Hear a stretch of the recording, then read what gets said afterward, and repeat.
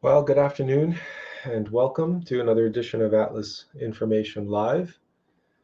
We are, as always, your host, Atlas, and we are ever joyful and grateful that you could join us today, as always, on a very special day, a day which, among the secular and the what we might call the normies or the muggles, or however you wish to refer to the general populace, those who have not yet found their path of initiation. Today, at least in North America, we celebrate Mother's Day. And on this day, it seemed appropriate to,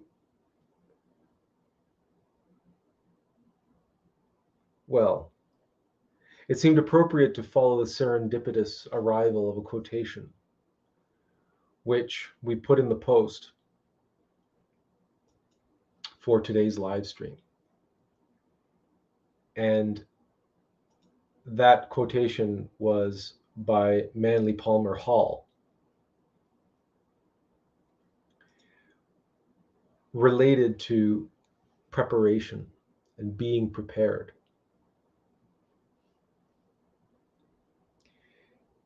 As we all know, the path is not easy. The path is difficult. And one should not embark on a difficult journey without being prepared in some way. So Manly P. Hall says, the first step in the study of ancient wisdom, and we can share this. We're reading up here. The first step in the study of ancient wisdom teachings is not the quest of knowledge, but the preparation of self to receive knowledge. This is where most truth seekers make their first mistake. With their eyes turned toward the heavens, they rush ecstatically towards illumination, only to stumble, like Thales, into the ditch of their own unpreparedness. We know thousands of people who want to be wise, but very few of these people seem capable of understanding that before wisdom must come the capacity for wisdom. Illumination is only possible in an organism that has fitted itself for illumination. Nor does one so fit himself by hoping, wishing, or listening. As an athlete must train himself in order to excel in bodily prowess, so the student of philosophy must put his thoughts, emotions, and actions under specialized discipline if he is to develop philosophical strength.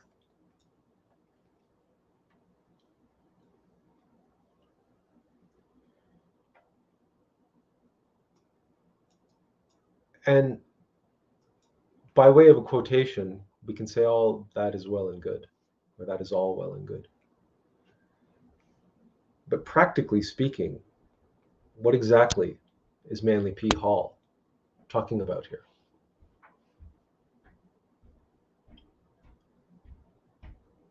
How does one fit oneself for illumination? And isn't it enough to begin listening to live streams reading articles, reading books, listening to lectures,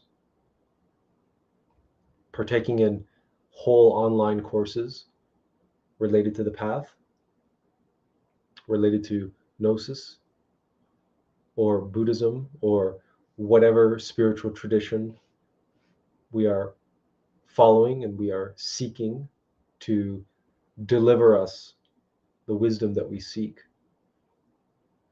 Isn't that enough? Isn't it enough to have the longing in one's heart for knowledge, for wisdom, for illumination, for enlightenment? Surely all of those millions upon millions of New Age followers and believers, all of those light workers and light warriors, surely they are prepared for illumination, are they not? They declare themselves all gods. They declare themselves one with the universe. Surely they are prepared to receive knowledge. And yet they do not. And the harsh reality, if we are honest with ourselves, if we know ourselves, if we observe ourselves with objective, conscious awareness, then we will realize we do not receive much in the way of illumination.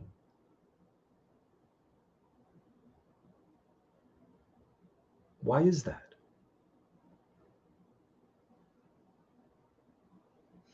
And all those New Agers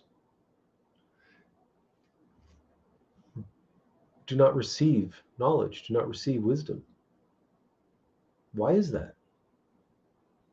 This humanity is immersed in suffering, inundated with the fires of hell, of psychological hell, enslaved to all manner of subjectivity and to desire itself. This planet is a prison in so many ways. Surely the merciful light of love would be bestowing upon this humanity the light of truth, of wisdom, of love, of clarity, of illumination, of enlightenment. And yet, it is not. It does not.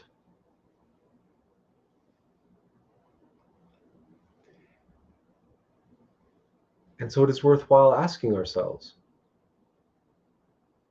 why do we not receive such illumination?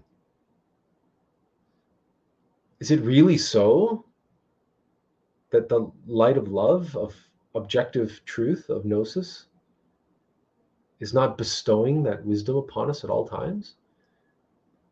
Can we honestly say that our innermost being and our Divine Mother has abandoned us, has forsaken us, and has forsaken the whole of this humanity?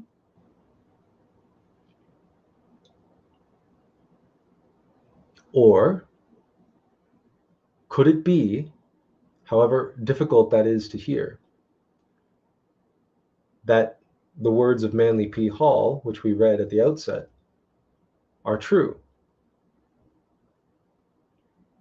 And that the reason we do not receive illumination is because we have not prepared ourselves to receive it. We have not created the internal conditions within our own psyche to be able to receive it. Now, in a very crude and simplistic way, we can imagine a radio station which is playing its music, or it's giving its talk shows, talk radio, And it is broadcasting all day, all night, 24 hours a day, 7 days a week. And it is we who have not tuned into that frequency. We have not tuned into that radio station. That's one aspect.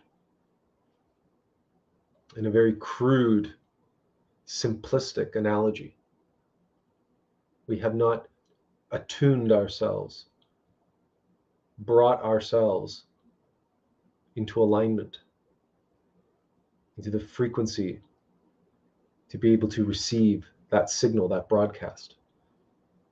And so we hear static. But there's more to it than that. That's an oversimplification. The fact of the matter is we are listening to other radio stations, local radio stations, and many of them simultaneously. Our own egos, our own mind. We're listening to the voices in our head, the voices of desire, and the voice which pretends to be our higher self, because that voice also exists. That is the voice of the false self, the voice of the I, the amalgamation, our individual shaitan, which is an amalgamation of all of our individual egos, which presents itself to us always as I. I am this, I am that. I can manifest my desires. I can manifest positivity into my life. I create my reality. I am pure abundance. I am pure love. I am pure mercy. I am total compassion. I. These are what are called affirmations. But if what you are affirming is I, you must ask yourself, where do these affirmations come from? And if you read them from a book, or you read them from a Facebook post, or from a YouTube video, or from some New Age guru's course on how to self-actualize and how to manifest all of your desires,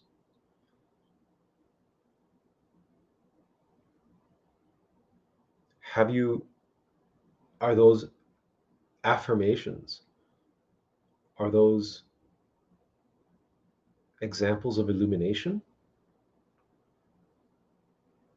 Are those affirmations knowledge? Are those affirmations wisdom? What about that which you read in books, or that which you listen to here in live streams like this, or on glorian.org, or any of the Gnostic schools? You can attend lectures and you can read the books of Samael and Weor. Is that not wisdom? Is that not knowledge?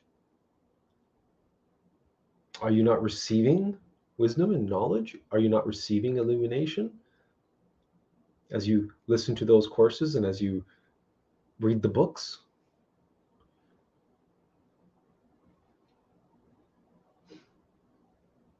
What does it mean to be prepared to receive? Are you not attuning yourself to the radio station just by attending those courses and just by buying those books or borrowing those books from someone and reading those books? Is not the desire for knowledge, the desire for illumination, is that not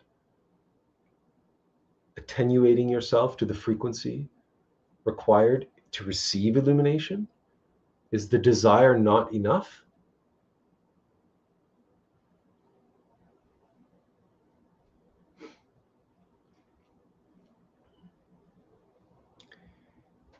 If any of you are mothers on this day, we would like to extend to you our warmest, deepest gratitude and appreciation and well wishes. But also, we would invite you to dig deep within yourself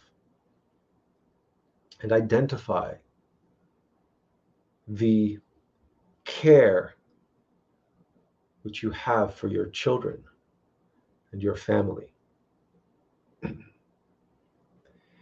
And if you peel back the layers of that caring, of that love, do you find at its core anything which you would describe as a desire? In other words, surely you want what's best for your children. You want your children to be safe. You want your family to be secure.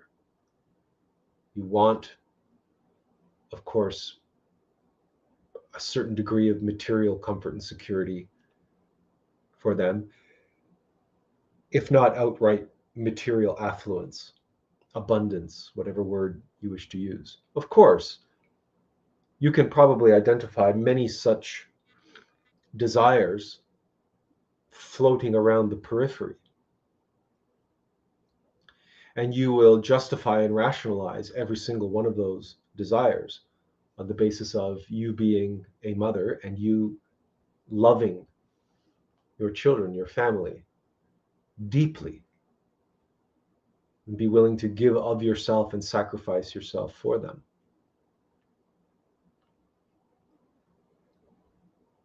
So we are not referring to those superficial desires,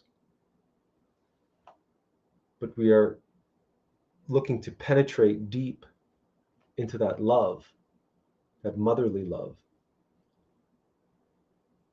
And at the core of that passion for family, for your children, as a mother, is the core of that passion a desire? Can you articulate it as a desire? Does a mother say, I am a mother and I define my motherhood on the basis of that I want blank?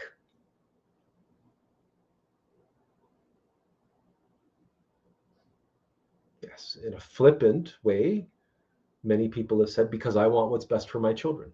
That makes me a good mother. I want what's best for my children. And in a crude way, you can describe it that way. You can speak those words.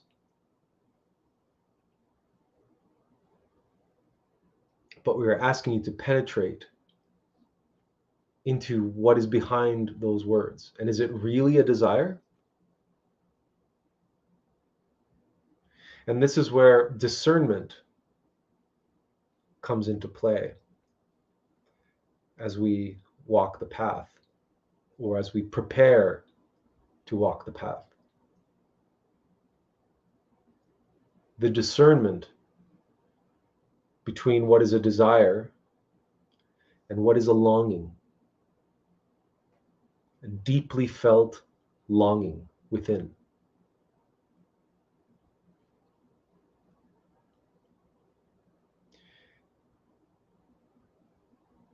And what is the subtle yet supremely significant difference between a desire and a deeply felt longing?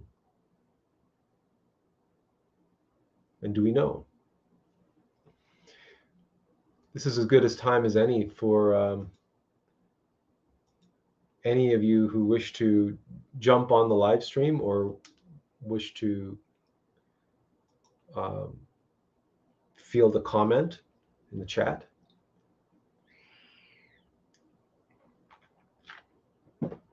What's the difference between a desire and a longing? And specifically, the difference between a desire for illumination and the longing for illumination. The desire for knowledge and the longing for knowledge.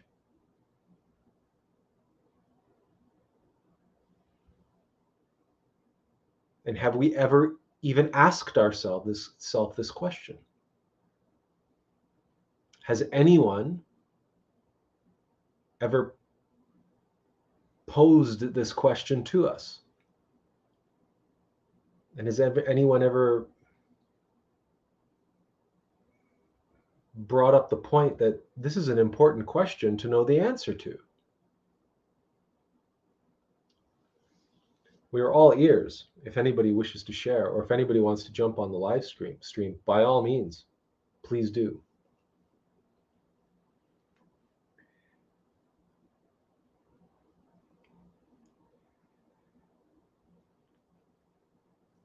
The answer, of course, let's stick just for a moment to the theme of Mother's Day.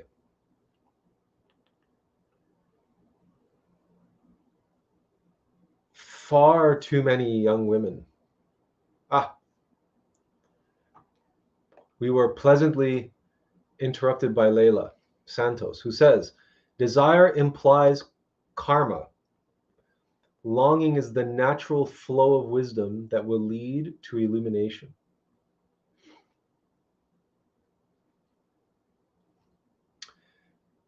So desire is not natural? The desire to have children, the desire to procreate, the desire to have sex, that's not natural? Animals do not feel that desire? Is it karma that animals have that makes them procreate? Do men and women procreate through karma? We know where you're coming from. We understand. We understand the spirit of your comment, Layla, because desire is a manifestation of karma, because egos are a manifestation of karma. And that is true for many of the desires that we experience. But egos work from mechanical nature. So in many ways, everything that egos desire is natural to one degree or another. This is what's very Layla says kama, not karma. Well, we thought it was a typo. Okay, what do you mean by kama? All right, we apologize. All right, then. Desire implies kama. What do you mean by kama? Because we're not familiar with the term.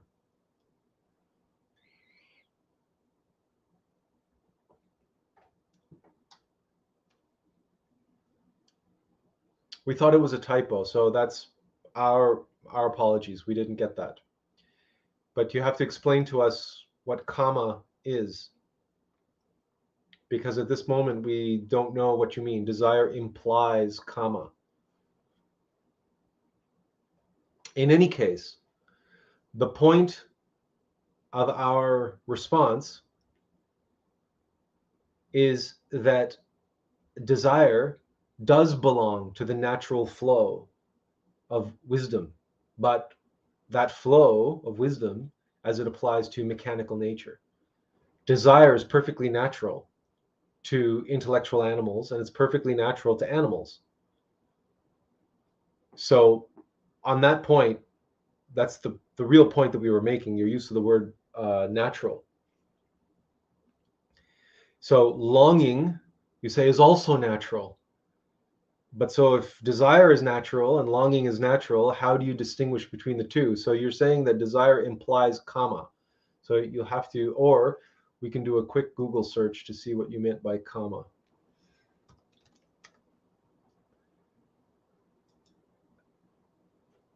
Oh, kama, according to Wikipedia, kama means desire, wish, or longing.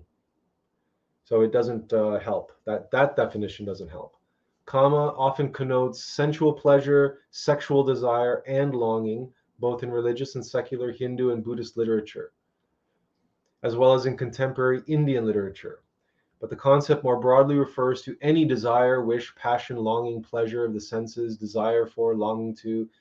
So again, the issue here is that, as you can see, Wikipedia here, we can share the screen.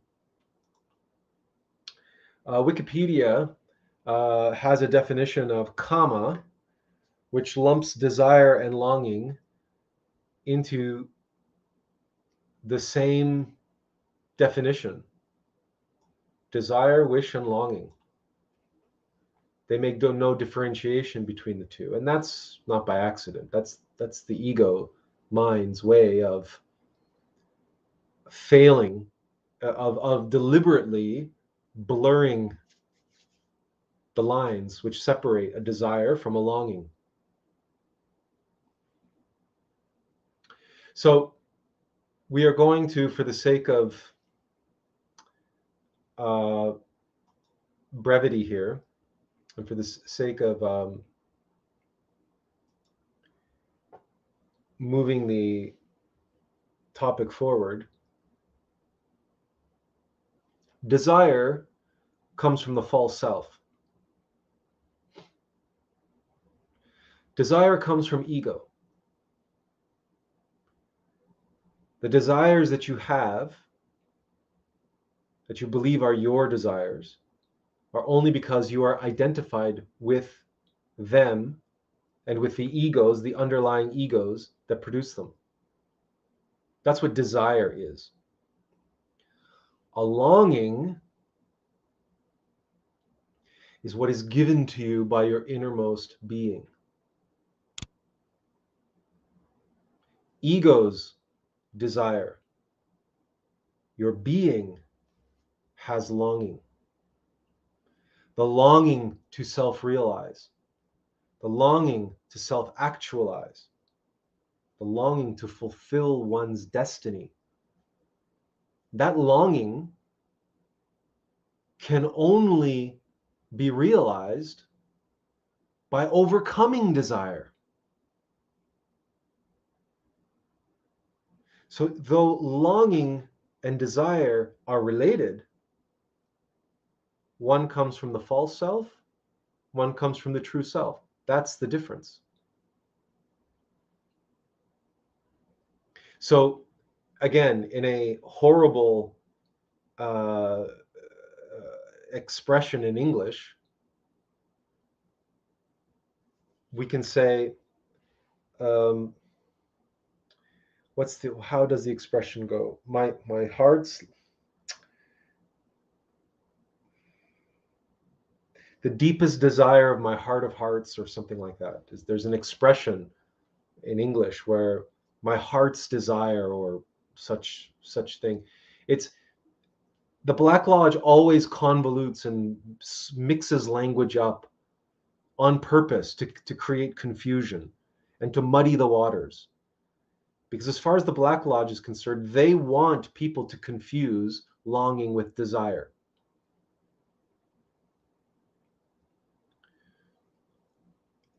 But when you really feel into longing and desire and are able to feel the difference between the two, then that is, in a very practical way, an exercise of discernment where you are feeling the difference between your false self, your shaitan, the adversary, and the desires that the adversary wants to hypnotize us with. And being able to connect with and feel the presence, the influence, and the longing of our innermost true self, our higher self, our innermost beloved. That longing is given to us. and on the path, that longing almost invariably includes, packaged along with it, the longing for knowledge, the longing for illumination, for self-realization.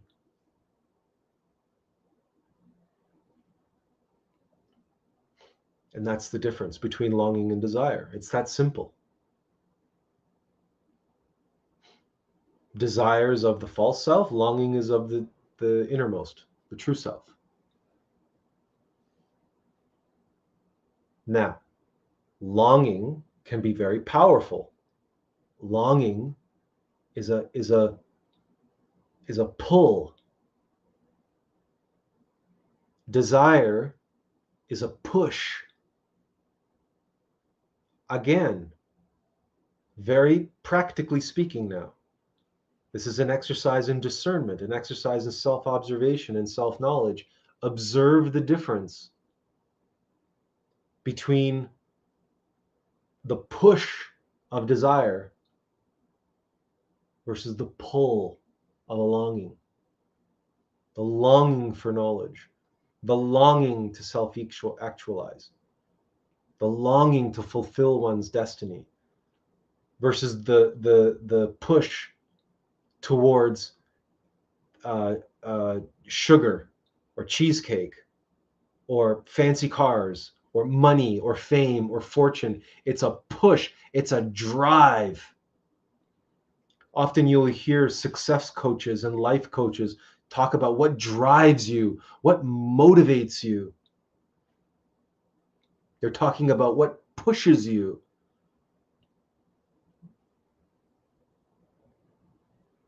And certainly, desire, as we know, is a double-edged sword. It's craving and aversion. So, of course, what is able to get you up in the middle of the night and go to that 24-hour bakery it's pushing you up out of your sleep, out of your slumber, pushing you outside to go and fulfill some sort of desire. But that push is also capable of pushing you back and of holding you back, of forcing you to avoid something that it doesn't want. An aversion to something, an aversion to seeing your ex-husband or your ex-wife. Oh God, no, I can't handle this. I can't, no, don't let her see me. You're pushing things away. Desire is like that.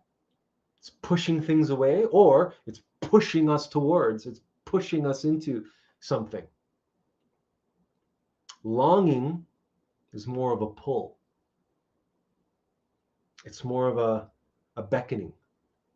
This way. It's a whisper. It's a still soft voice beckoning to us, whispering to us. Pay attention. No, this way. Come with me. Follow me. This way. Come on. Follow me. Because free will is an absolute law of the universe, which not even the gods will violate, which not even our innermost being will violate.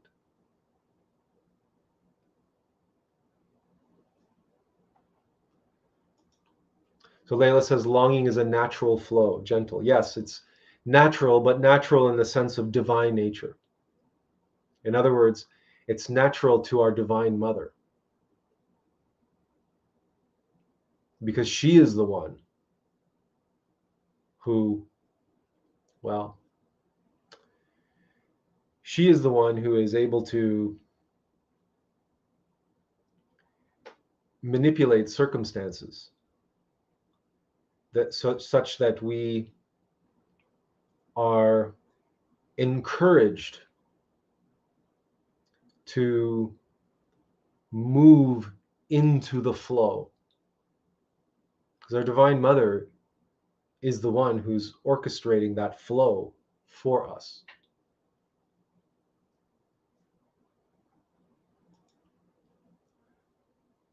But remember that our divine mother gives us everything we need on this journey, including all of our tests, trials, and ordeals. Which means that all of the obstacles In fact, the adversary itself and all that stimulates the adversary and all that causes the adversary to well up inside of us and the egos to become emboldened and empowered and to push us this way and that way and try to push us out of the flow. That is also our Divine Mother. Because she is nature. And yes, there's a flow to divine nature, but there's also a flow to mechanical nature. And those two flows, they do meet here in the world of Malkuth, in the world of action. But then they diverge again as these two circulating cycles of evolution and devolution. And as we have shared many, many, many times, we have articulated this in the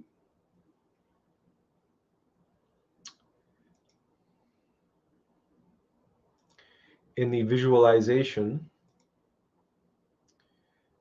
which, of course, for some reason, everything has been put out of order on our computer. So we will sort by, okay, date.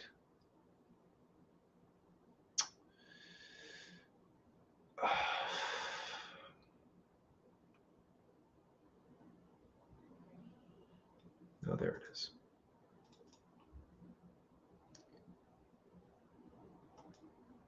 So we have shared this many times, showing the flow of divine nature and the flow of mechanical nature. And where the two meet, they meet here in Malkuth, the physical world. And we liken this to the cycle of water and how on the surface of water, as water is being beckoned and pulled into the atmosphere by the sun, by the heat and the light of the sun, the water molecules are being pulled to the surface and they're being beckoned to break free of their liquid form and become ethereal, if you will, to become one with the heavens and rise up into the clouds. And where that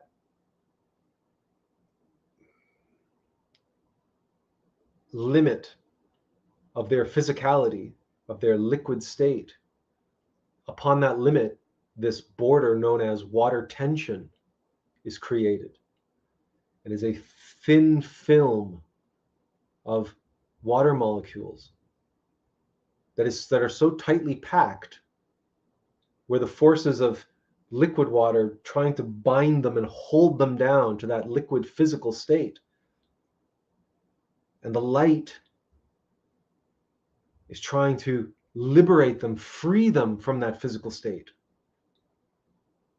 And upon that point of action, that field of action, begets this water tension.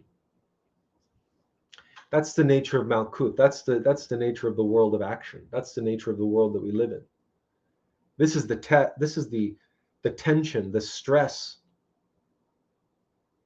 the push-pull between divine nature and mechanical nature.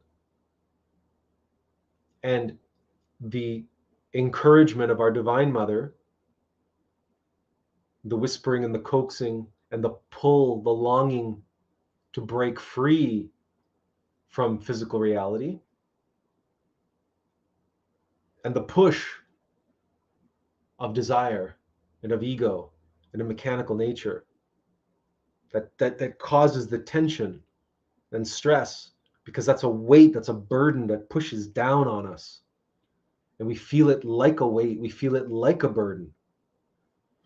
And it's not by accident. It's in no way, shape, or form is it an accident that the word enlightenment has a twofold meaning.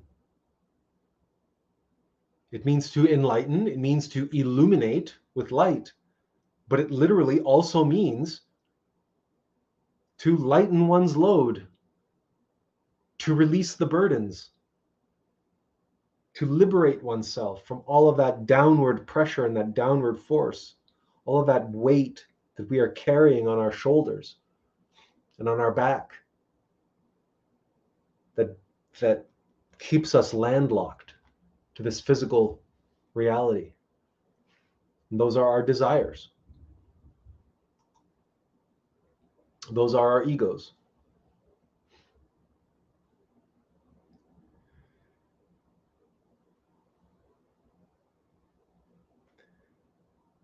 This little exercise in discernment, in practical mysticism, in practical esotericism, is an example of preparing oneself for knowledge, preparing oneself for illumination. Because if we do not know the difference between desire and longing, and if we cannot tell the difference between the two, how do we know that our foray into the path and our quest for knowledge is coming from our higher self?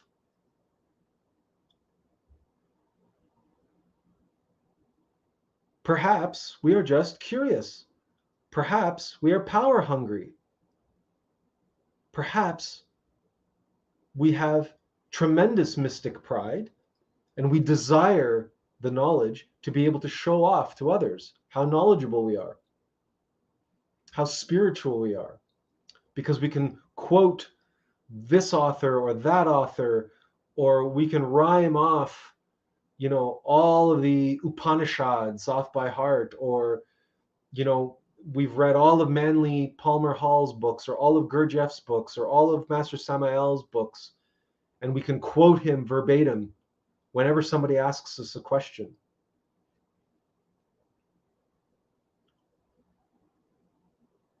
Or we've memorized the Kabbalion or the other Hermetic books, or you name it. There are countless intellectuals who have read all of these books and all of the scriptures and all of entire libraries worth of esoteric wisdom. But they are no closer to illumination. And they have not received any genuine knowledge,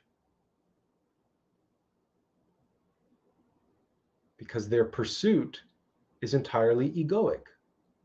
It's all based on desire. It's a desire to know. It's a desire to have the answers. I want the answers. I want the answers. I want to know. I. And when they read the books and they think they've gotten the answer, they close the book, they check a box, and they move on to the next thing. It's like an intellectual bucket list. Or they will sit there and they will use their intellect to decipher what they're reading. And they will bring to it a whole bunch of preconceived notions and a bunch of subjective understanding and opinion and interpretation and interpolation, and decide that they have decoded this or that scripture.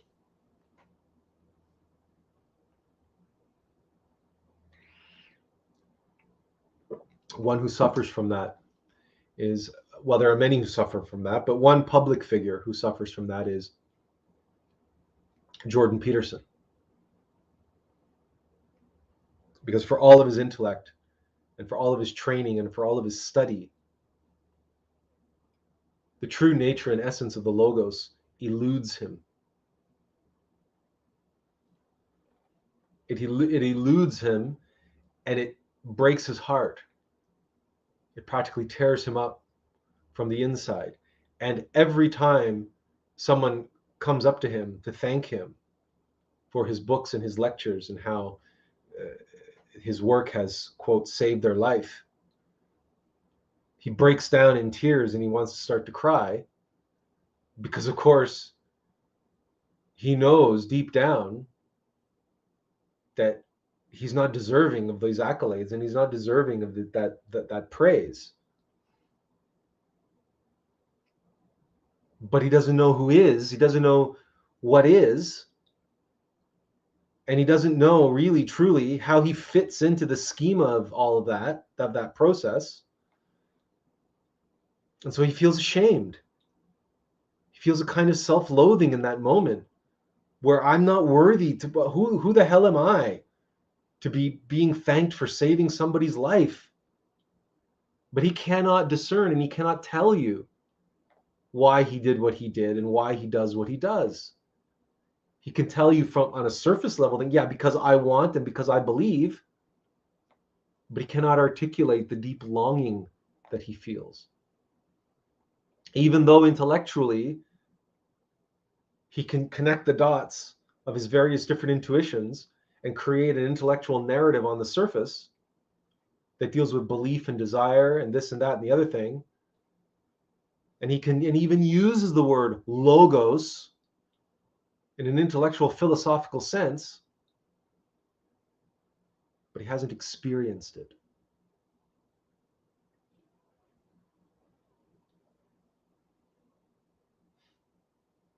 And what makes him break down and cry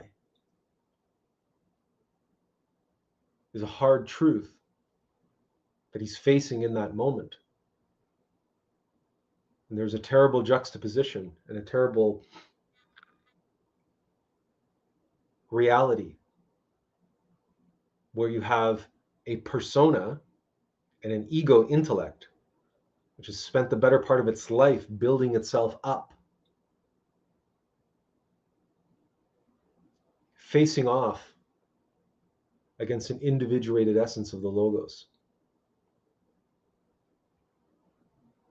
whose deepest longing is to see that ego intellect torn down.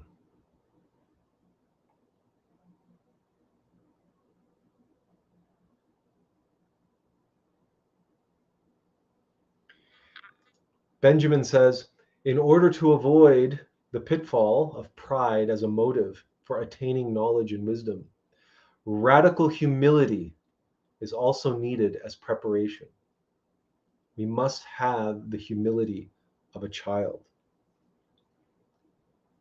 Benjamin, we thank you from the bottom of our heart with the deepest earnestness, because this is why we invite people to come on the live stream, and this is why we share the link, and this is why we invite you to make comments in the chat, because this is precisely correct. This is exactly where we were heading with our Jordan Peterson story.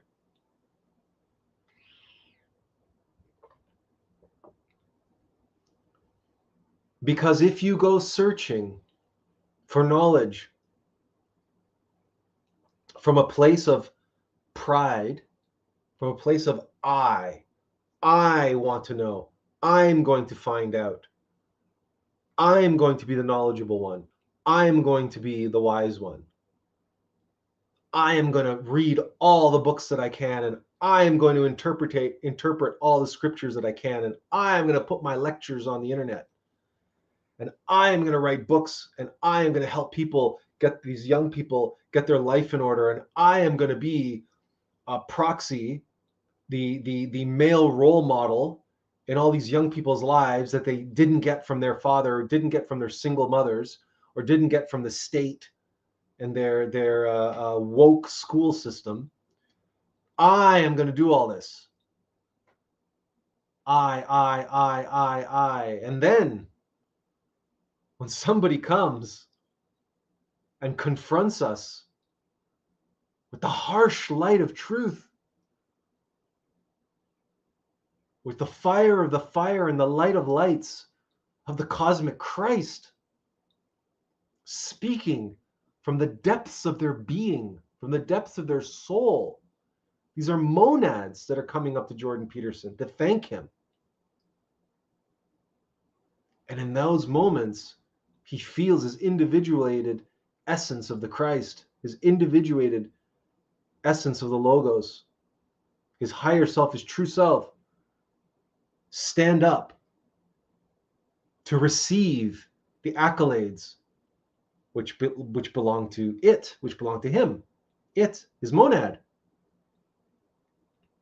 Then Jordan Peterson, in that precise moment, feels and discovers just how small and insignificant he is. And he in a meeting of two monads, you see, the person that comes up to thank Jordan Peterson for saving his life, he already is utterly humiliated. He has no pride. He has he has already been in the gutter, down and out. And he's had to swallow his pride just to be able to walk up to Jordan Peterson, the man, and thank him, because he's basically in that moment making an admission that I was a loser, I was a nobody, I was a washout, I was a has-been, I was a complete failure to launch, failure to succeed, failure to whatever. And your guidance, your wisdom, your 12 rules for life, your whatever it was, your words, Jordan, gave me light and hope and strength, and helped turn my life around, helped me turn my life around, showed me to turn my life around. But that's just a messenger, that's just a vessel expressing the true gratitude coming from a monad speaking to another monad.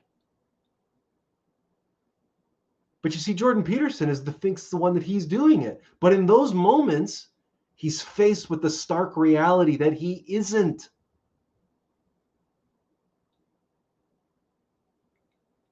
And in those moments, he feels the touch of the Logos itself as these two monads, these two essences of the Logos meet. And there's a spark. And that spark is like a combustion spark of pure energy, of pure light, of pure love. And no mortal can withstand that, the resplendence of that. You'd have to be so utterly callous, so utterly emotionless, completely devoid of all feeling, empathy, compassion, completely devoid of not to be moved to tears in such a moment. And that's why Jordan Peterson can't even relay, can't even talk about these experiences without breaking down. But that's why, the reason why he's breaking down in part because it's so beautiful, but he's breaking down in part because he says, well, who the hell am I? What the hell am I doing? Who the hell am I to be receiving these accolades? To be on the receiving end of this gratitude? Because he isn't the one on the receiving end of the gratitude. Any more than you would thank the postman for the contents of a letter that he brought you.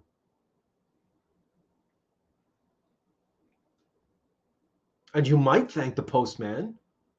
Thank you for delivering this message to me. This letter, this saved my life. But the postman, if he's wise, will say, oh, you know what? I was just doing my job. I was just doing my job.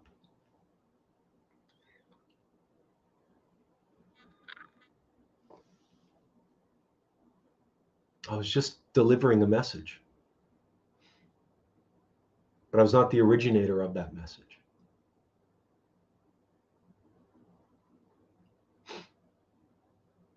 Yes. Jordan Peterson gets humiliated in those moments. He is humbled in those moments. And surely all of this is part of his path and part of his growing and part of his learning that he needs to go through. Because he has not yet prepared himself to receive. He's not yet prepared himself to know. Because in many ways, his cup is full. Which brings us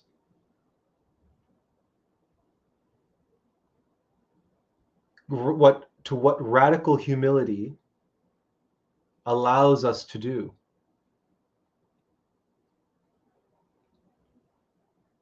To be humbled, to be humiliated, is to take all that you are and all that you believe yourself to be and all that you own and all that you carry with you and all of your identifications and attachments and spill them. Spill them out onto the rug. Pour them out onto the floor. Empty your cup. You see, because hubris, pride, is puffed up. Hello, Azazel. Greetings. Glad you could be here. The link is here, we believe. Here, if you want to pop on.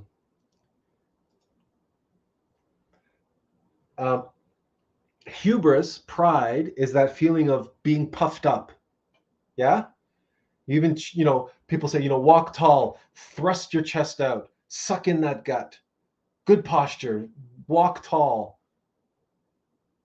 Right? The way they have soldiers stand with pride, with nationalism and all of that stuff. To make yourself bigger, larger than life, to have your presence, your stage presence. Those people, they walk into a room and they fill the room and everybody in the room just looks at them like a peacock, like a who knows what. Puffing yourself up. Humility is the opposite of that.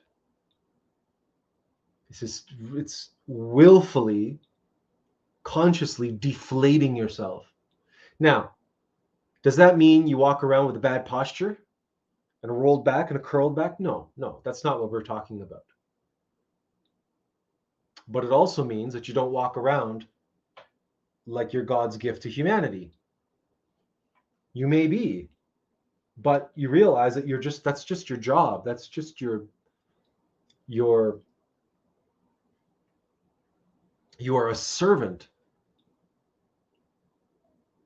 To observe servants stand up straight. They have excellent posture. They have excellent speech. But servants know their place. And a servant's master may be a egotistical, proud, puffed up, who knows what. That servant will just remain in the background and indifferent, proper, correct, and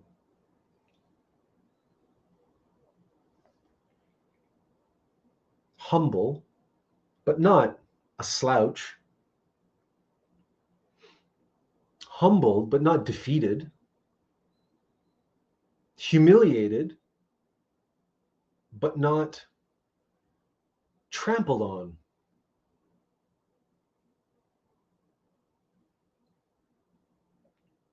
But when you pour out that cup, You set the cup back on the table, you realize the cup hasn't changed. It still stands up straight. It still has the same shape. Only the difference is it's empty. And when you make of yourself an empty cup,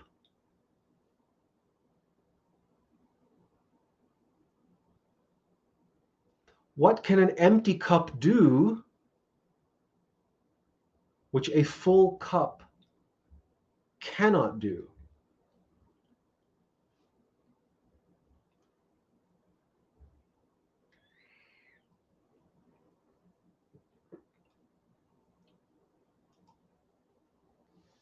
What can an empty cup do which a full cup cannot do? What is the very point and title of today's live stream? That we even chose to bring this topic up. And the inspiration, that quote from Manly P. Hall. Well, an empty cup doesn't spill. Well, that's something that an empty cup cannot do, which a full cup can, because a full cup can spill. An empty cup cannot spill because it doesn't have anything to spill. So what can an empty cup do? Be practical. And Benjamin says an empty cup is more useful because it can hold something in it. An empty cup can receive. An empty cup can receive. And a full cup cannot. And if you're using your conscious imagination to envision yourself as a servant at a table, and you're the sommelier, and you have the bottle of wine,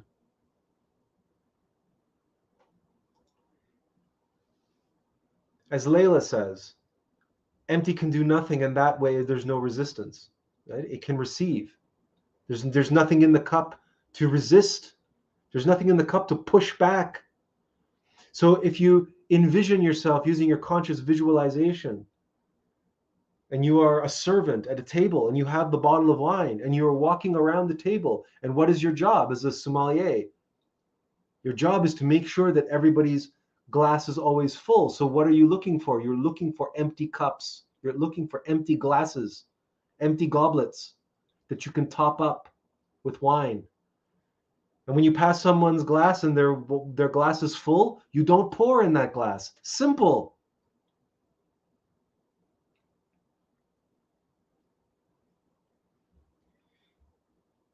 This is by far and away, the most basic, the most simple, the most logical, and the most practical way to prepare oneself to receive illumination. Empty your cup. So now, all of a sudden, just use your imagination and visualize these so-called spiritual seekers and these light workers and these rainbow warriors who spend their time and energy practicing affirmations, trying to practice attracting abundance and attracting love and attracting all of my desires and manifesting my desires. And they spend their time and energy with affirmations. I am this, I am that, I am perfect abundance, I am unlimited this, I am unlimited that. What are they doing? They're filling their cup. They're filling their cup. And what are they filling their cup with? Desire. With ego.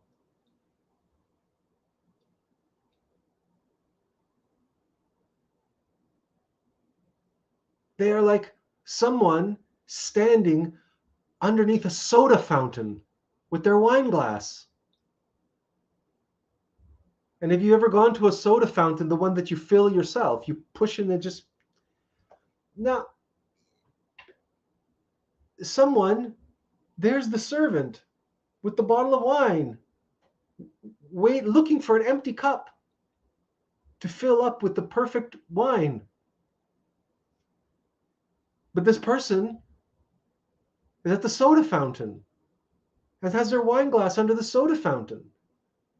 How can the servant pour wine into that glass if that servant is preoccupied putting it under the soda fountain?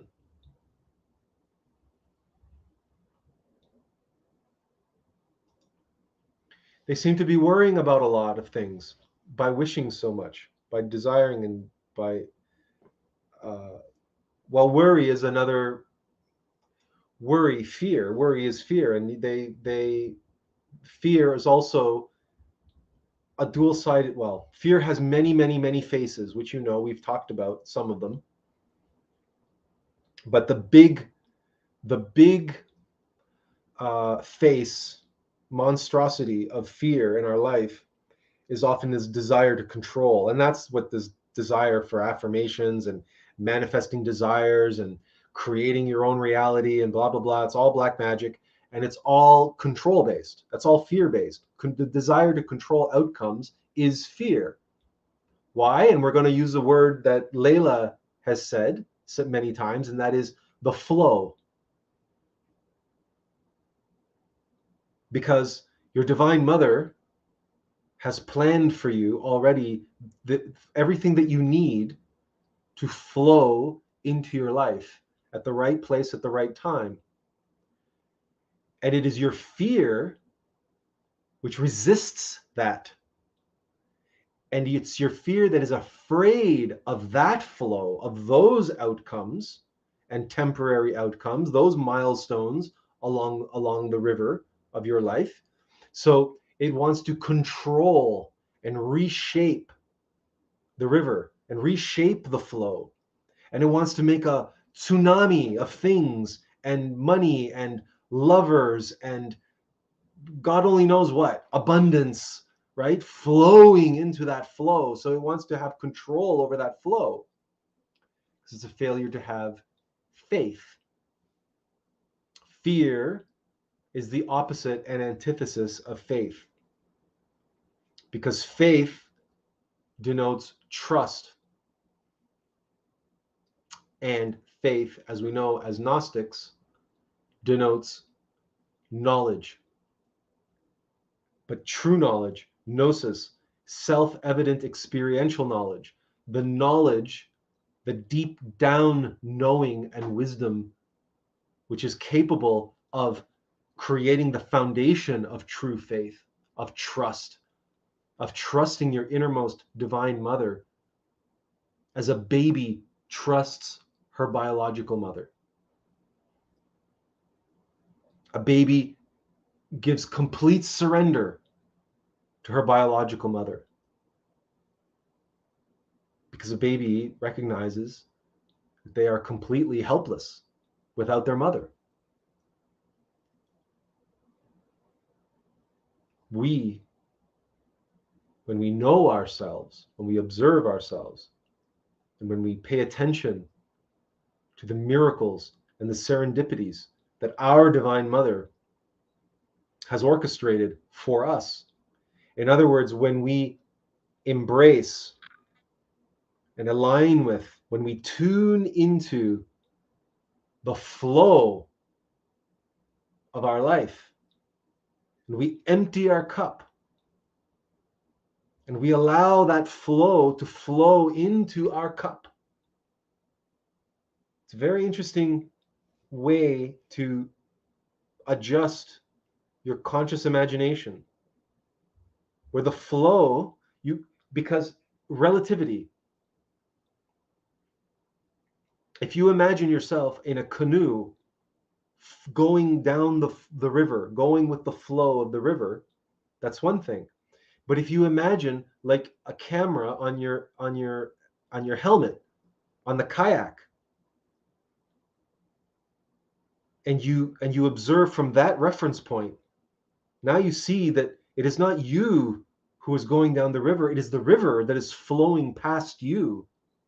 The flow comes and it goes. The flow comes into you and through you and out of you. You don't move. You are stationary. And the world revolves around you, and the flow comes and goes through you. You are entirely at its mercy. And when you are an empty cup, you allow it to flow into you, and then you let it go just as easily, just as quickly.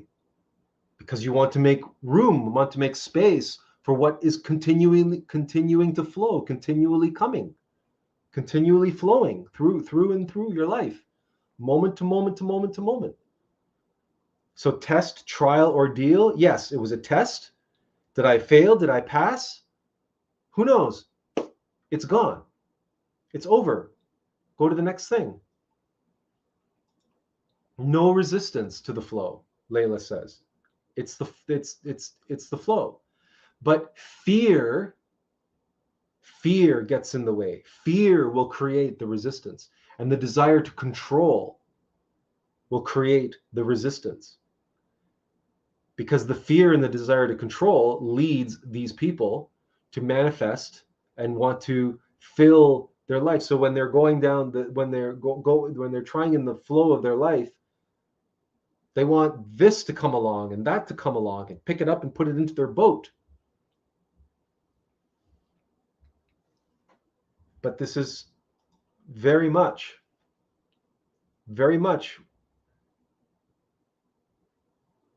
we are the humility and the emptiness, the allowing, the acceptance, the allowing of things to be. Just things to be as they are. It is what it is, and that is all. It is what it is. Just allow it. Let it be. When you let it be, right, like the Beatles song, when you allow things just to be what they are, it is what it is.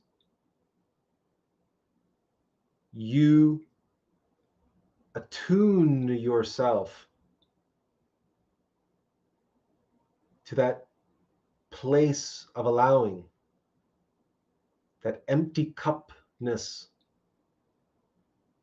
that is willing to receive, that is willing to be.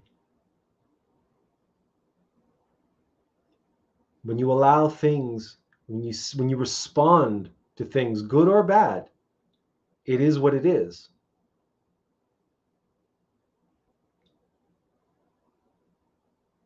Then you have a higher chance, higher likelihood of being in a place aligned with I am what I am. Aheye Asher Aheye, the holy name of God. To be or not to be, that is the question. Whether 'tis nobler in the mind to suffer the slings and arrows of outrageous fortune, or to take up arms against a sea of troubles and by avoiding end them. To suffer the slings and arrows of outrageous fortune, that's the flow. That's the flow. Anybody who has ever gotten into a kayak and shot the rapids on a river, we have many in Canada. We went and did whitewater kayaking on the Ottawa River. We even went over this thing called the Dragon's Tongue. It's where the rocks in the river go together like this, and the water all gets pushed through this very narrow gap, and then it shoots you out, like it just like rockets you, propels you out 30 feet in the air. anybody's ever gone whitewater kayaking knows that you have to go with the flow. You have to go with the flow. You have some ability to control and maneuver, and yeah, you have to take, there have to be points where you pause and you have to look out ahead and see what you're going to do. But you, at the end, you can't fight the river. You can't fight the flow.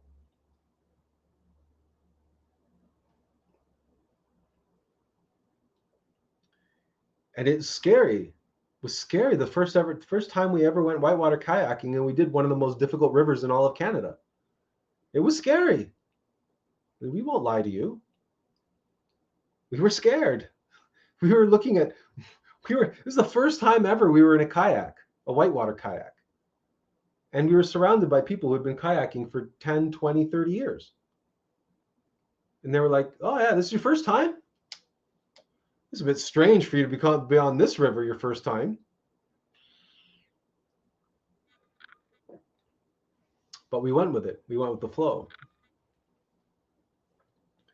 And we overcame our fears that day, even if we didn't overcome our deficiencies in kayaking, because we didn't. We were by no means were we an expert kayaker by the day's end.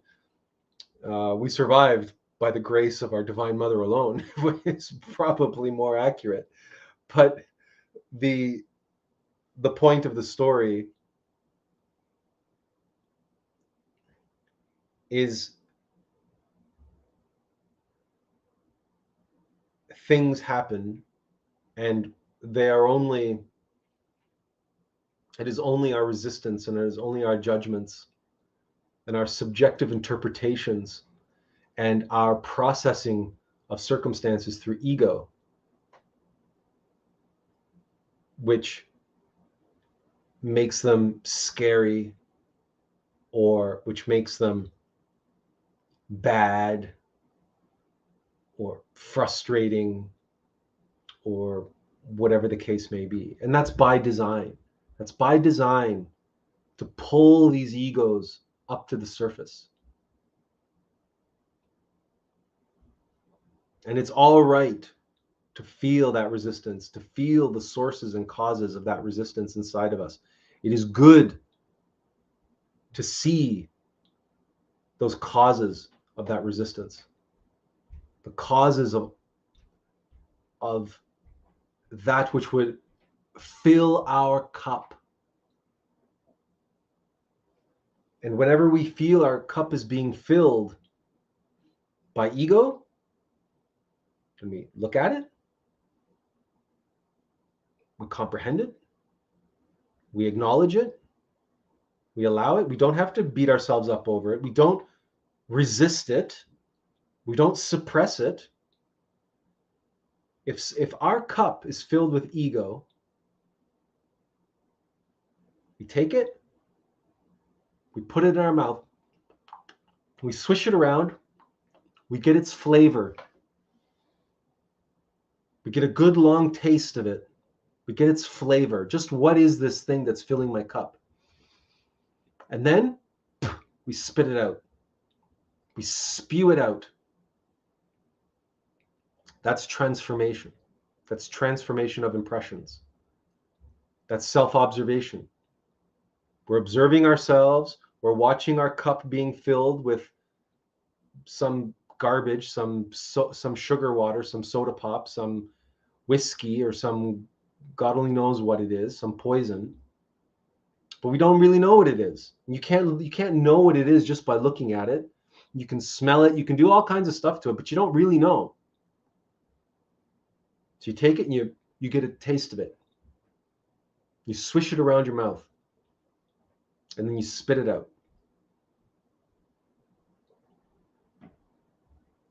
And now you know something which tends to fill your cup, which is poison, and which prevents your cup from receiving the true wine.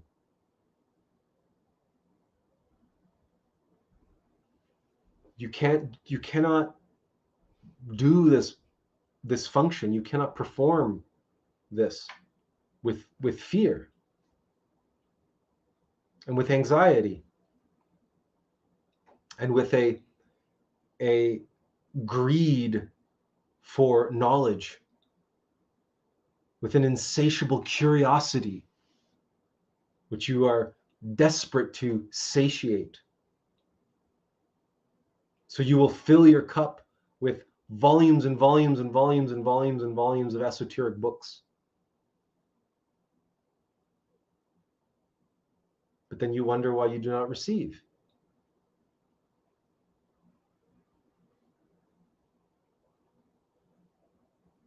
Preparation then is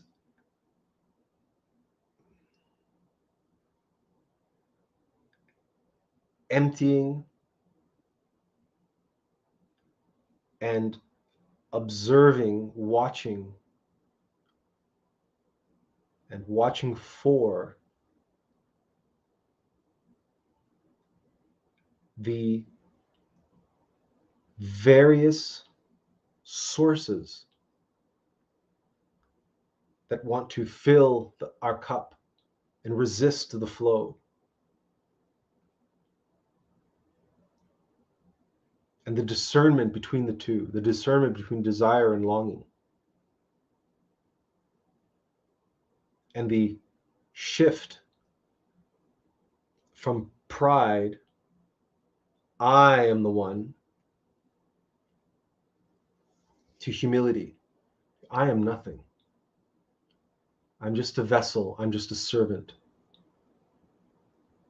I'm a vessel and I'm a servant who,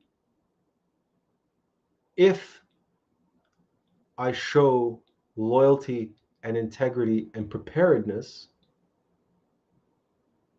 I may be chosen to become a messenger. I may be given a message to deliver. At the very least, only the most dedicated and devoted, conscientious and loyal and trustworthy and reliable servants are invited into the inner circle of the master. All of us have a master. All of us have our true master inside. And are we a good and loyal and trustworthy and reliable and humble and dedicated servant?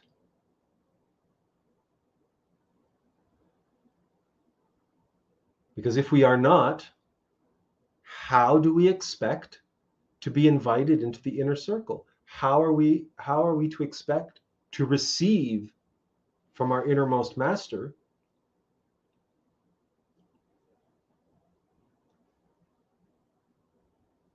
assignments of great importance, messages of great significance, access to secrets, access to great knowledge, access to the family tree or the family fortune, or to the secret cache of family wisdom that is the birthright of everyone in the master's inner circle.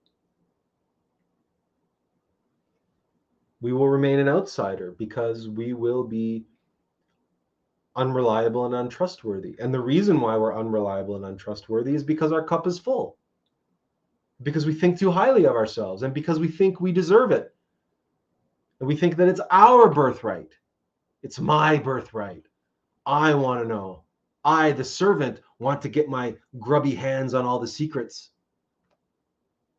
Well, nobody with that kind of attitude is going to be given anything of value to oversee. It's just logical. Put yourself in the shoes of the master. Put yourself in the shoes of someone who is the sole guardian of a family fortune which stretches back generations. And in your hands, not only is it all the wealth, But how about the legacy of the family itself? How about your children, your bloodline, you're the family line, those who will be entrusted with carrying on the family name and being the caretakers of the family fortune in the future? They are your children. Now, your children, which of the servants are you going to allow to look after your children, your most precious family treasures? They're your children. They're the bloodline. They're the future of the family itself, without whom there will be no family. In whose hands, in which of the servants' hands, are you going to place your children?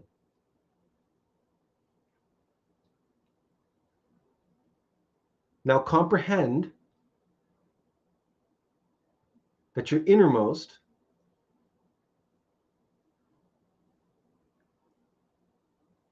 is that master. And your soul, your human soul, is that child. And the development and the growth, the nurturing, the raising, the upbringing of that human soul requires the help of a servant.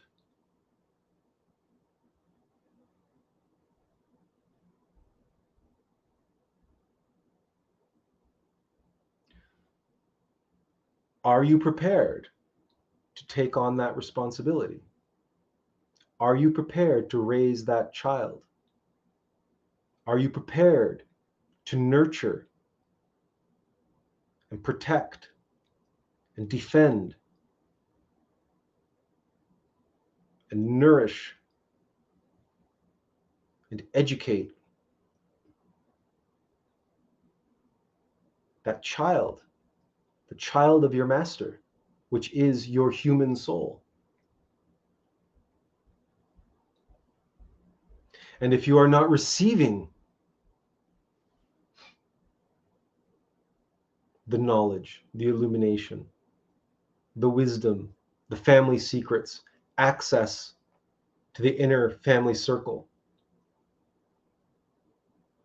if you are not receiving the resources and the assignment and the resources required to fulfill the assignment of raising that human soul and nurturing it and seeing it self-realized, then you have more work to do on yourself, preparing yourself as a servant. Humility, loyalty, discipline, dedication, integrity, reliability, trust. It works both ways. Your innermost can hardly trust you if you do not trust your Divine Mother. The Master can hardly trust you if you do not trust the Master. Trust works both ways.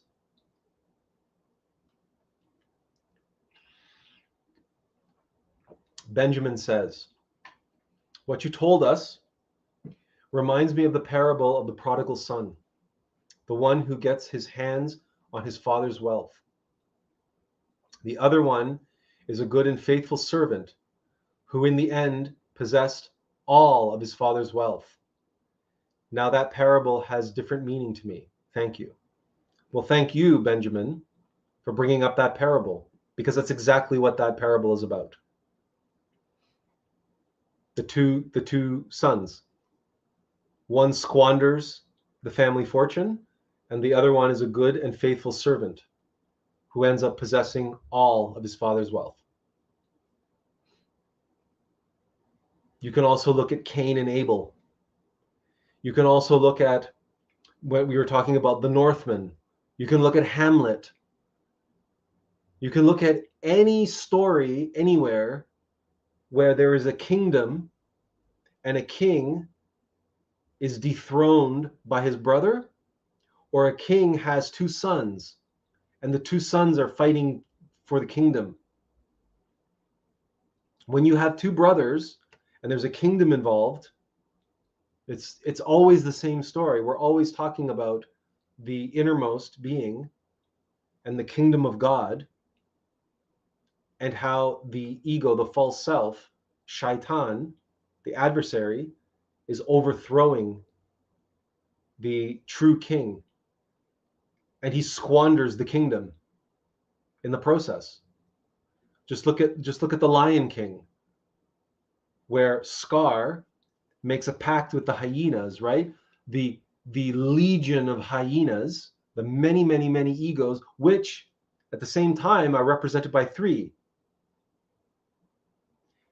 Shanzi, Banzai, and Ed. Those are the three hyenas. But that's also the three murderers of Hiram Abif. It's also the three traitors of Jesus Christ: Judas, Caiaphas, and Pilate. They're also the three furies. There also are three brains: mind, heart, and body, motor instinctive sexual center. So there's a legion of hyenas, but they're represented by three: Shanzi, Banzai, and Ed. And what happens? They take over Pride Rock, and they overrun it, and they squander the kingdom. There's no more food. They turn it into a barren wasteland. That's what the ego does to the kingdom, our earth, in microcosm. And why? How was the ego able to do this? How did Scar get away with it?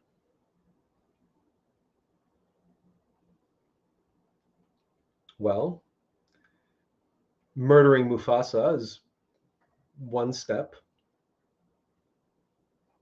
but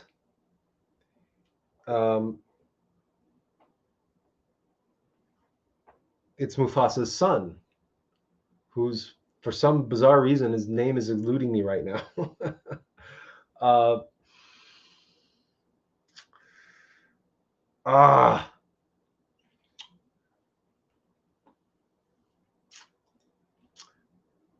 We have such a bad memory for names. Anyway, so we can remember Timon and Pumbaa. So that's a start. And we're going to pull it up here. Simba, that's it.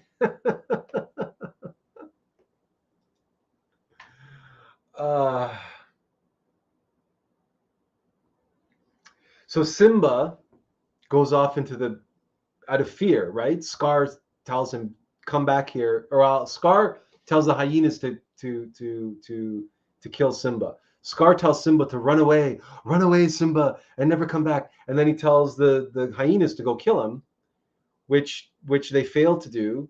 But they say, yeah, if you ever come back, we'll kill you. So Simba is terrified, number one, and he's also ashamed because he thinks, Scar puts it into his head that it's his fault. It's because of him that Mufasa is dead, which is, in a way, it's not entirely inaccurate.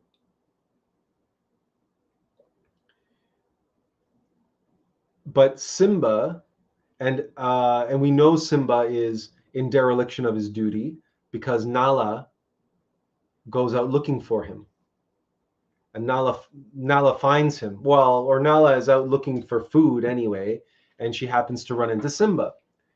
And then all of a sudden she realizes that he's alive, and she says, well, you have to come back. And he says, no, it's Hakuna Matata, right? It's no worries, it's not my problem. And so he's in dereliction of his duty. So Scar is able to continue his rule because Simba, who represents the human soul, has not been nurtured properly, hasn't been raised properly. Well, who raised him? Timon and Pumbaa raised him. And Timon and Pumbaa, they represent the mind and the emotions, but also the personality and the physical body. We might as well share this. We have it up on screen. There, this is our meme of mapping the Lion King on the Tree of Life. And we could easily do the same thing with the characters of the Norsemen. We could do the same thing with the characters from Hamlet. And to one degree or another, we could do the same thing with the characters from the scripture that Benjamin mentioned, of the prodigal son.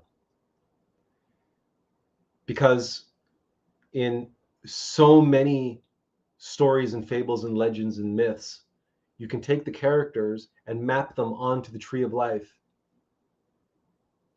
as elements of a single consciousness. They're not separate characters out there, right? Here's Star Wars, and here's Gladiator.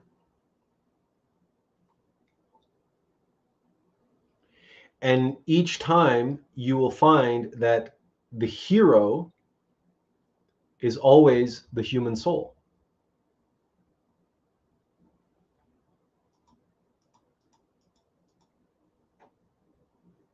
Right? There's Luke. He's the hero. And around the hero are a group which help him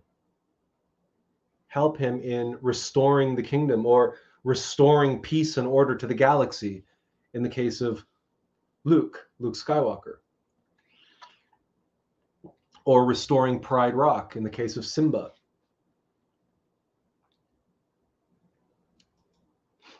So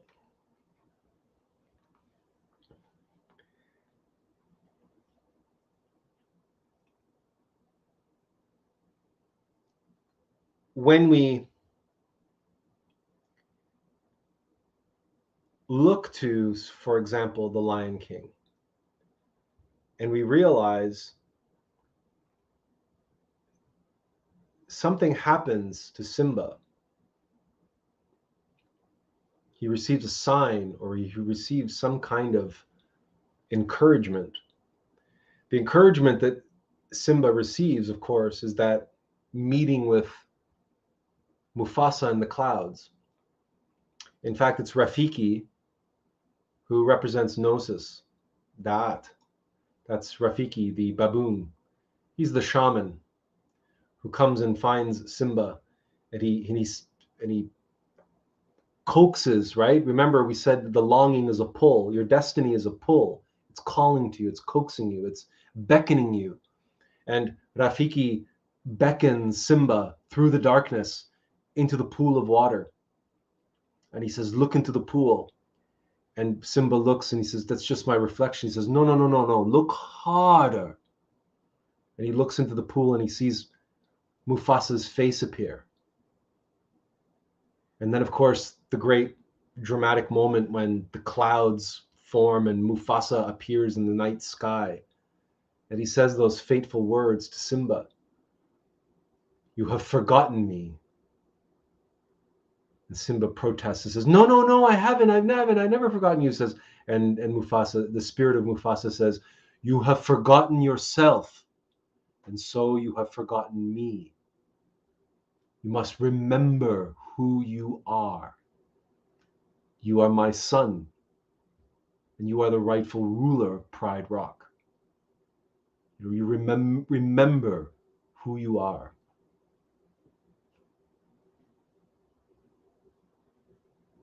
And then he returns to Timon and Pumbaa, and Nala is there.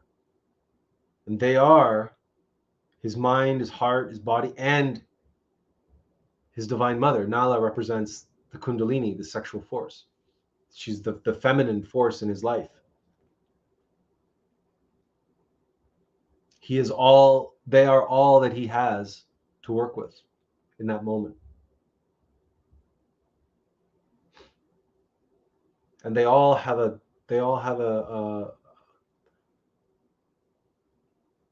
moment of clarity and a change of heart. And they said, Timon and Pumbaa says, if it's important to you, it's important to us. And the wisdom of that is that this whole time, Simba was being raised by Timon and Pumbaa. But now, in a turning point, it's in fact, Timon and Pumbaa were just doing that because it was important. It was important for Simba. It says, if it's important to you, Simba, it's important to us. All of a sudden, there's that realization that my mind, my heart, my body are in service of my soul. That's what's natural. That's what's right for a human being, not the reverse. In the world that we live in today, you may have heard this expression, ill will.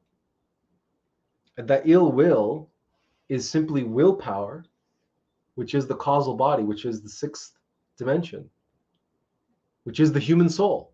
That's willpower. But ill will is when ill will is in service, when willpower is in service of the ego. And you have that moment in The Lion King when Simba awakens and he sees, he meets his innermost. He meets Mufasa, the spirit of Mufasa, who accuses him of forgetting himself because he had been living the good life, the high life, Hakuna Matata. He had accepted this carefree, nothing matters, no worries. Yeah, it's okay, man. There are a lot of self-styled spiritual people like that. You will find many, many people who have a very twisted and self-serving interpretation of going with the flow. Where, hey man, it's all good, it's all cool, whatever, just, yeah, whatever, right? Like, that's not what going with the flow is, right? That's whitewater rafting in a group of 30 people in one of those round rafts, right? That goes every which way and spins every which way. You cannot whitewater kayak. You cannot shoot the rapids with that kind of attitude. You will die. You will die. Certainly if you shoot any kind of serious rapids. You have to go with the flow, but you have to read the river. And you have to know what you're doing. You have to pay attention. You have to be present. You can't just be going along for the ride. And, hey, man, it's all cool. It's all good. Whatever, You can't be the dude, right? Jeff Bridges' character from, I can't even remember what the movie is.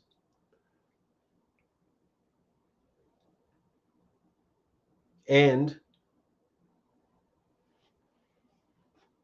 again, this preparedness, knowing yourself. You are not your mind. You are not your heart. You are not your body.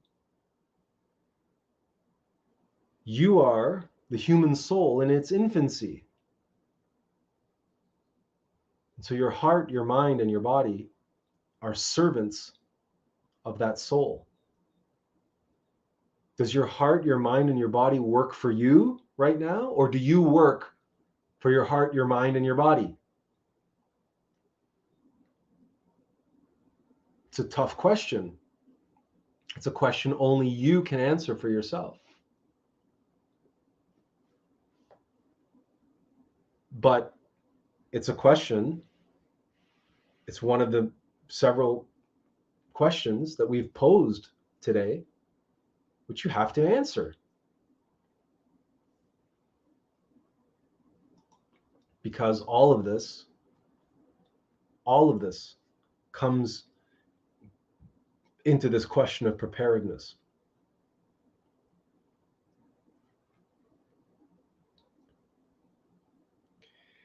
And the last, we can use words like servant and serve and everything else. And we can use words like allowing and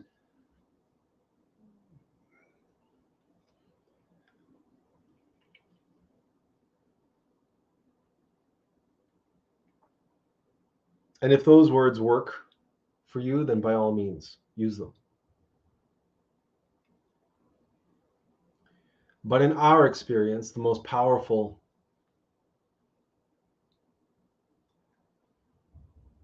singular expression of preparedness, of readiness to accept one's mission and one's destiny, and to commit fully and completely to the path that is laid before us by our Divine Mother.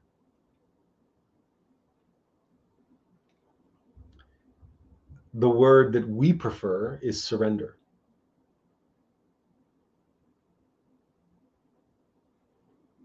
And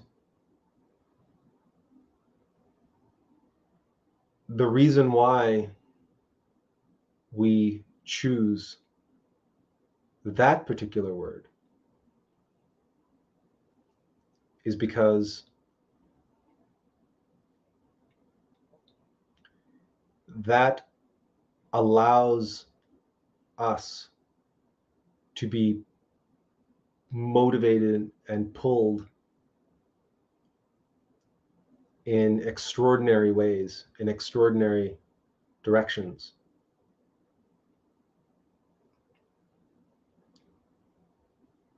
And sometimes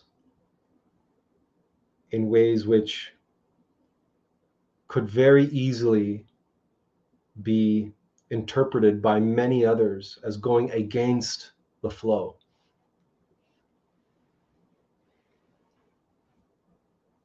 You see, the problem with the flow expression or the flow argument is what we tried to express at the beginning when we described the nature of natures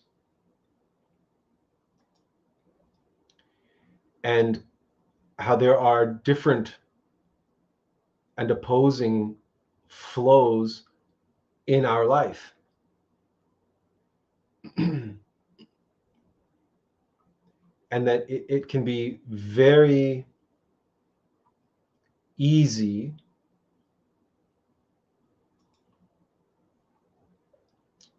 to confuse the two, especially when we are dealing with the forces of ego, which are actively trying to confuse us and are actively trying to conflate those two flows. And there are times when the flow of our life is in direct resistance to another natural flow in our life. And we might be surrounded by loved ones, by family, by friends, by acquaintances, by teachers, by confidants, by instructors, you name it, who are all telling us to go a certain way, who are all encouraging us and pushing us to go a certain way. And yet there's something inside of us which is telling us, no, we can't go that way. We have to go this way. And if we articulate that to anyone, they tell us we're crazy. So what do we do? And it is very easy for the mind to come and think, well, you got to go with the flow. Go with the flow. Look, this is the flow of your life. Look, it's this, it's that, it's that. Look, it's the flow. Look, everybody around you even tells you you got to go with the flow. And they're all telling you the way the flow is going. So why do you want to go off and do this stupid, crazy thing over here?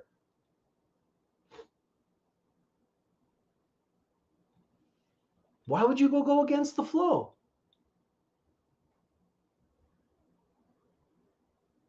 This is the challenge with just the go with the flow mentality, or the go with the flow allegory. We have given you examples from our own life, including being in Japan. We went with the flow to get to Japan. In Japan, we very much went against the flow. Certainly, we went against the flow of what is normal, or what was normal for a foreigner, an English speaker in Japan, and an English teacher in Japan, and what all the other English teachers did, by and large. We went against that flow. We went with a different flow. We just went with the same flow that took us to Japan in the first place. But then, and we've told you this story before, that flow presented us with this incredible opportunity. And the mother of our girlfriend offered us a job, offered us her daughter's hand in marriage, offered us a door, an entryway into the family business, a private school, and basically laid out on a silver platter an entire life for us in the country that we adored, with an adoring wife, with an adoring mother-in-law, and our own private school in the spiritual heart of Japan. It was all laid out for us on a silver platter. We could see our entire life stretched out before our eyes. And all of that just arrived. Why? Because we had been going with the flow. So all of that was part of this flow.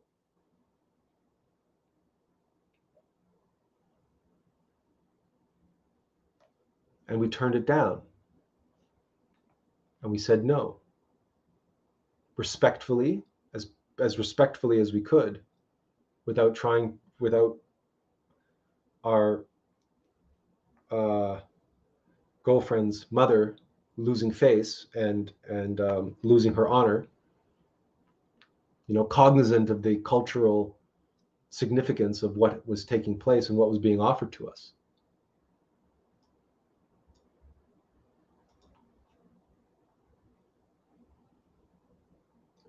This go with the flow thing, there's a catch. And that is the tests.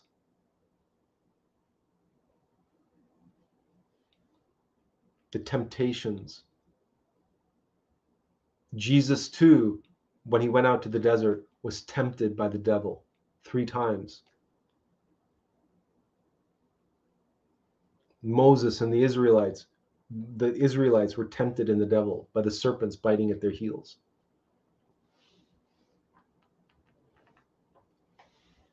The flow brings into our life tests and challenges and ordeals. And it is in those moments that we precisely must have the capacity of discernment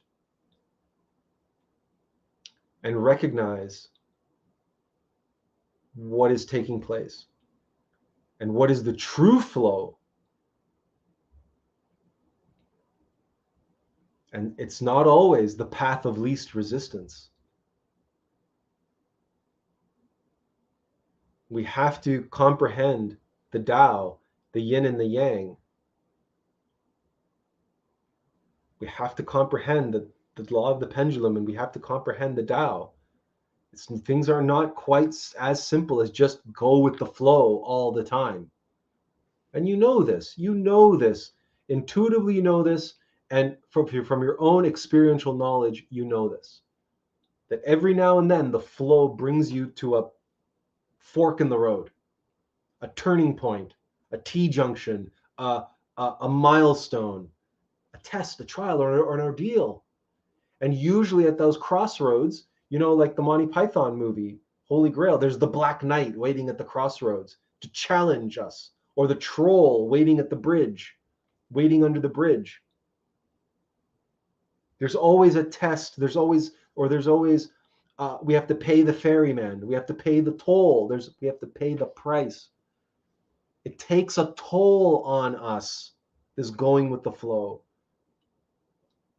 There are bridges we need to cross. There are crossroads we need to get. And there are rapids we need to navigate and maneuver. Because sometimes the flow will take us over a waterfall to our doom.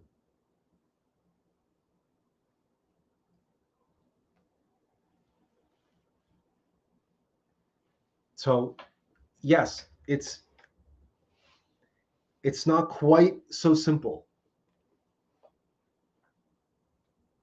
So we must be prepared for that.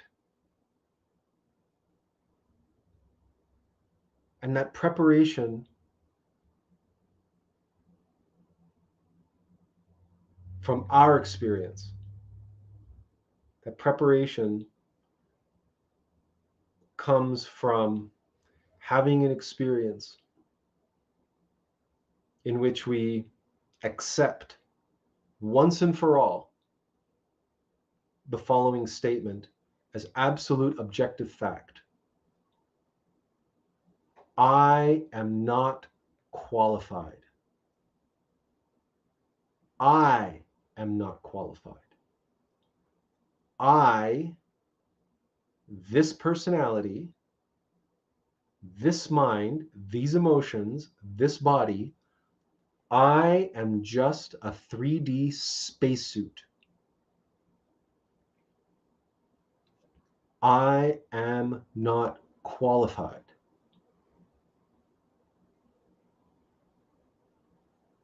To be making any decisions. I am not qualified. I am not the source of longing. I am not the source of destiny. I am only a follower. I am only a servant of destiny. I am not a God, let alone a soul. I'm just a servant. I'm just a vessel. So again, we're bringing in humility. We're bringing in emptiness, because that's what a vessel is, empty. And what we want it to be filled with is our being, our innermost, and all the resources of our being and all the gifts of our Divine Mother, which do what? Which nurture our human soul.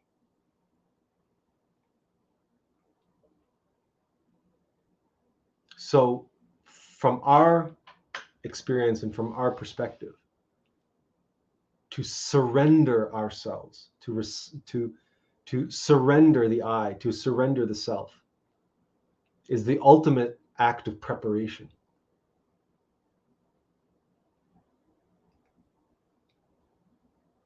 It's the ultimate act of self-actualization and self-realization, because without it, neither of those things are possible. Neither is illumination, neither is true knowledge.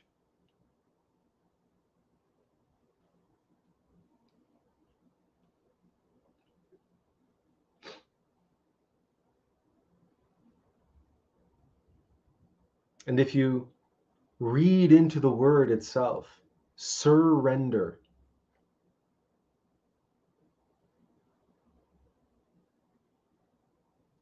like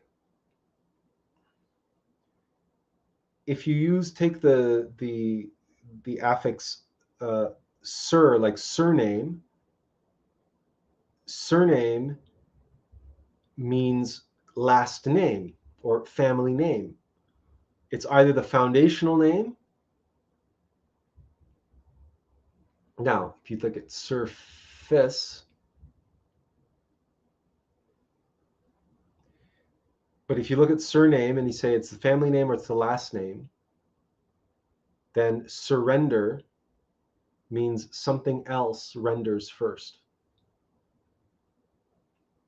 Or surrender as that which is you take a back seat. You render last. Someone else, everyone else renders before you.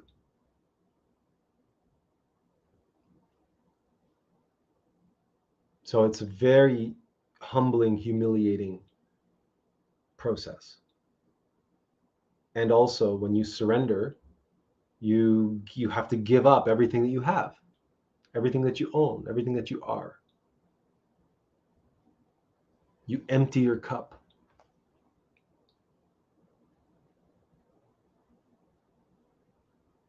And like a newborn child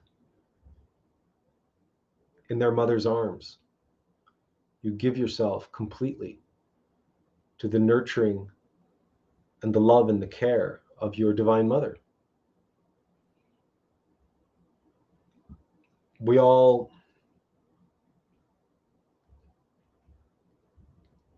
want to express our love and appreciation for our mothers on today, on Mother's Day. And that's good.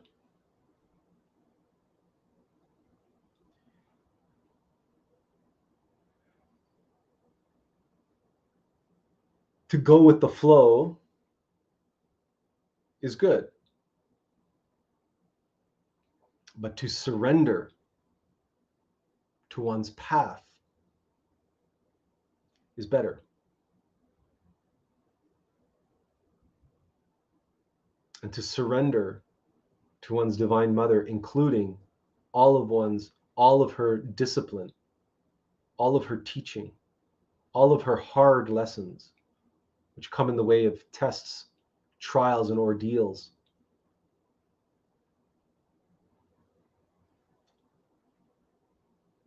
is essential.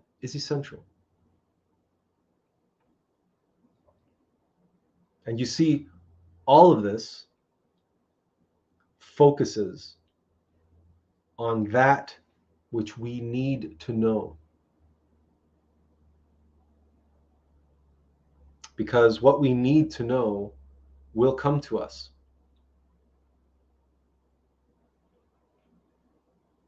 When we are ready to receive it.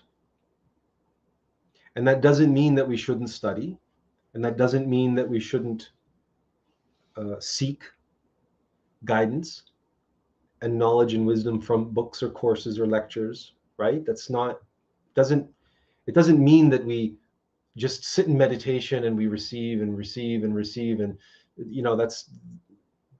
that's we don't want to be extremist in our approach to anything. But what it does mean is just recognizing the truth, is that we're not qualified. And to be receptive and to be awake and conscious and always surrendering moment by moment to the will of our innermost being, to our innermost God.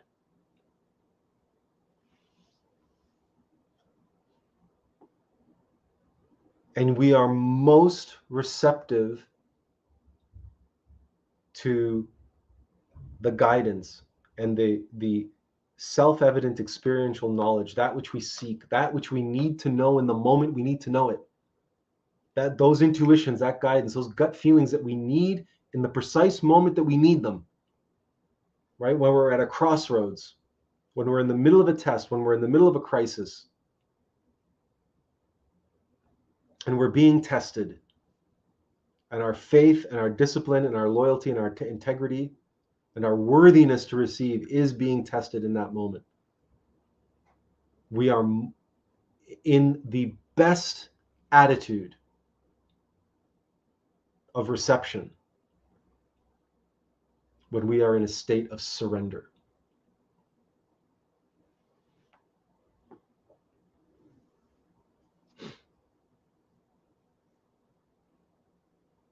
As Christ said on the cross, "O God, may this cup pass before me,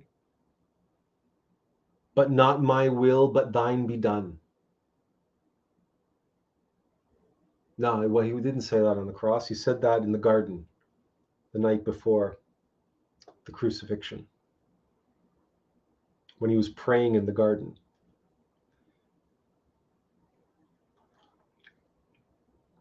And there he was with his empty cup. And he knew what that cup was about to be filled with. It was about to be filled with his own blood, drawn from his mortal flesh by so many lashes across the back and by the spear of destiny in his side, which the wound from which would flow blood and water and fill the cup. And so there he is in the garden praying, may this cup pass before me. Yes, I am an empty cup. Yes, he's saying I'm an empty cup, but geez, for once, may the great servant of the great sommelier of the universe pass by without filling up my cup, because this time it's going to be filling my cup with my own blood.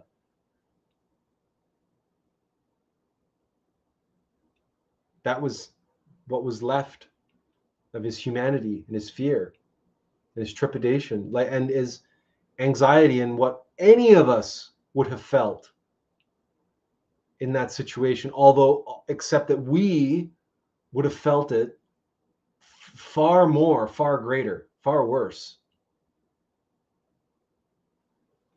because Christ remembered, Jesus remembered, but not my will, but thine be done.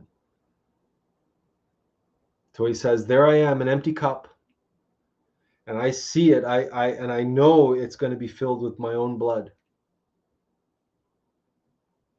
And Lord, hear my prayer. If it's possible, then let this cup pass by this time. Let it not, but not my will, but thine be done.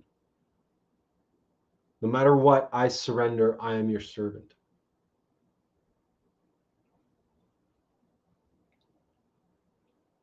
That is the only path to illumination, and it is certainly the only path to Christification. Jesus showed us the way. And that doesn't mean that we're all destined to be nailed to the cross. But what it does mean is that if that man was willing to go through that and surrender to that in order to fulfill his destiny to be the master of masters for this planet, what are you prepared to do? What are you prepared to do? Knowing that you aren't being asked to do anything of the sort. You're not going to be nailed to two pieces of wood.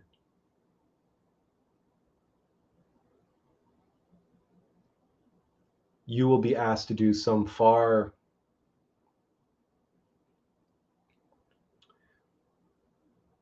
less intense, but no less important in the grand scheme of things. Fulfillment of your destiny, self-actualization and self-realization. So are you prepared to surrender to it?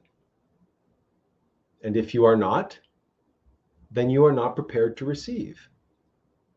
It's as simple as that. It's as simple as that. Does anyone have any questions or comments?